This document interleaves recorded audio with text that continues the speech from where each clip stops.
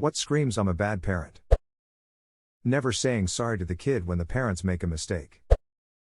Using children as pawns in divorces or separations. Treating your kid as your therapist. My mom found a love note to my dad from his mistress, which included a condom. That day, she picked me up from school, 9th grade, drove a few minutes down the road in an angry silence, then suddenly pulled over and thrust this letter in my face. She then proceeded to come into my room, crying, a number of times over the next couple of years to tell me about their problems and the divorce. Meanwhile, just after the divorce, my dad used me as his relationship therapist with his mistress-turned-girlfriend. At one point I snapped and yelled, "I've never even been on a date, how would I know about any of this?" It's so messed up to involve children like this. The damage it does to children, it's disgusting. I'd gif this really screams it, but I absolutely hate when adults tell other adults their children's shameful secrets for no reason. Even strangers. It tells me those children probably don't feel like they can trust their parents. This was my mom. She knows absolutely nothing about my personal life now as an adult. I don't tell her anything I wouldn't feel comfortable telling a stranger. My mom weaponized anything I told her. After I stopped giving her ammo, she complained that I never told her anything. Weird. Blaming your own mistakes and regrets on your kids. You're the reason I'm stuck with your father. Sure, Mom, sure. My favorite response to that is, I didn't pick him, you did.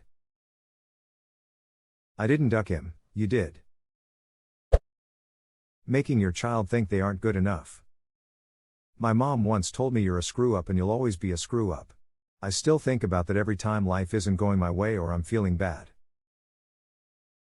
Recently I was rereading some journals from high school, and there were all these entries about things my mom said to me that I don't even remember but have become an intrinsic part of my insecurity. You'll flunk out of college, get married, have a couple of kids, get a divorce and struggle for the rest of your life like we are now. You'll never be a scholar, you probably won't even go to college. Good God, Tardis Notary, did God not give you the sense he gave a horse? She's a very broken, toxic woman, and I cut her out of my life years ago. I moved across the country to live with my father's sister, who took me in as the child she never had. I graduated with my bachelor's, my MFA, and now I'm starting my PhD. I'm a published writer and have presented at conferences and worked closely with befriended multiple neat best-selling authors. I've achieved more at 35 than she has her entire life. Don't let your parents tell you you're worthless, or that you're incapable of anything you want to accomplish. Chances are they're bitter, damaged people who are jealous of the success and potential you have. Off the back of that, the parents who instill the false belief in their child that there's only one way to be successful in life, academic, financial, for example.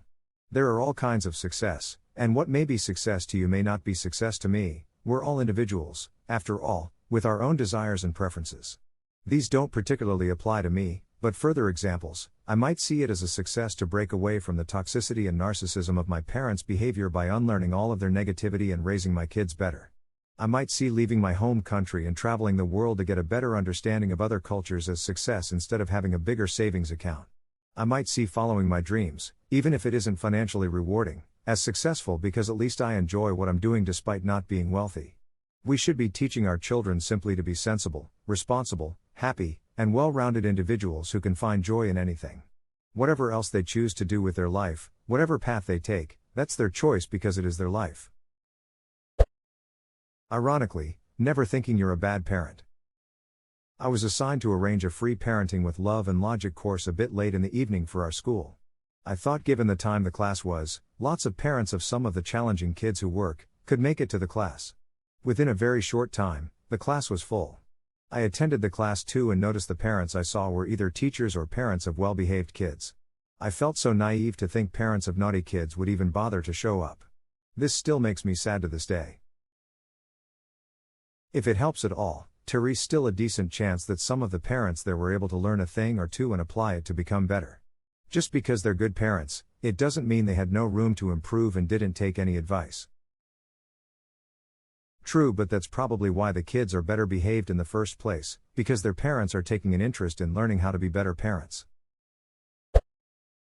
Parents who can't apologize to a child.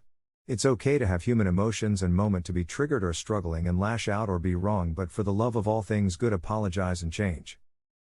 My parents are allergic to apologizing when they duck up, on the rare occasions they acknowledge they fucked up. Pisses me off to high hell.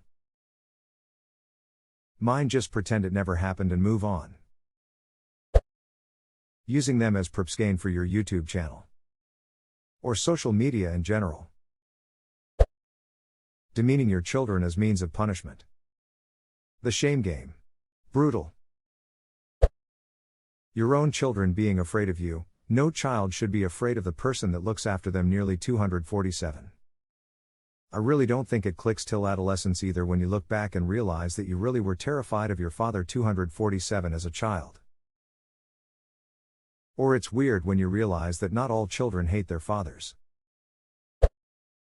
Using your kid as therapy and then getting upset when they have issues regulating their emotions.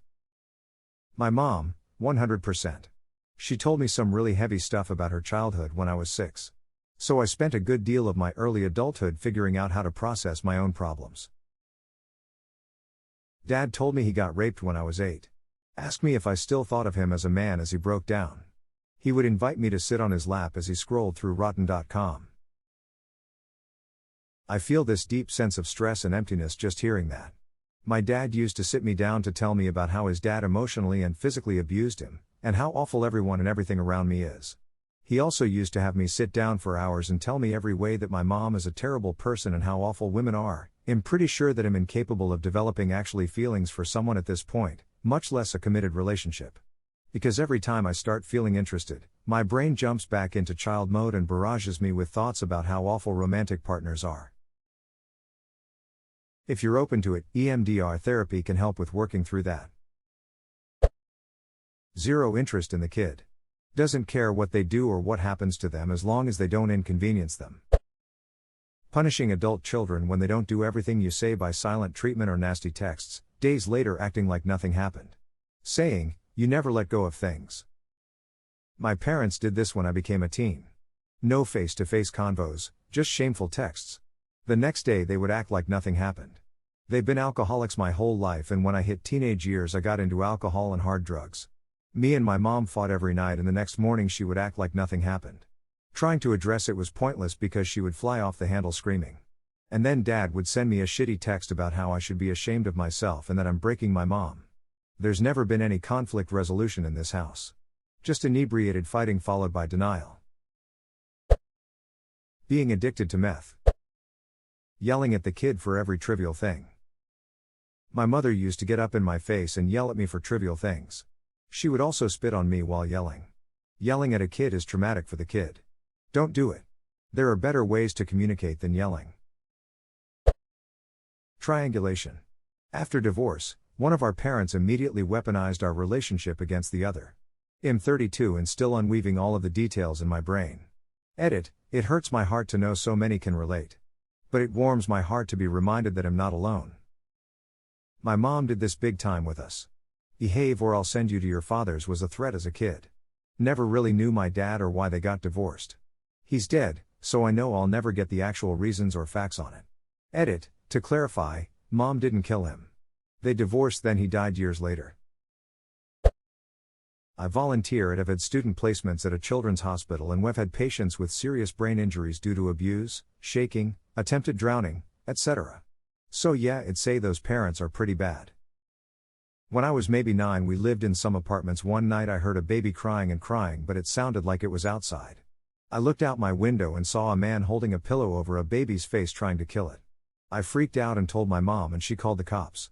Years later I met a woman with a child who had very severe delays mentally and physically, and she is telling me the story of how she got away from her abusive ex-husband. In an odd series of coincidences, over 20 years later I reconnected with my neighbor from those apartments. That was the worst thing I have ever seen in my life. Edited, thank you all so much for the outpouring of love for my mom. I told her Reddit has deemed her a hero. I am sure you guys made her day.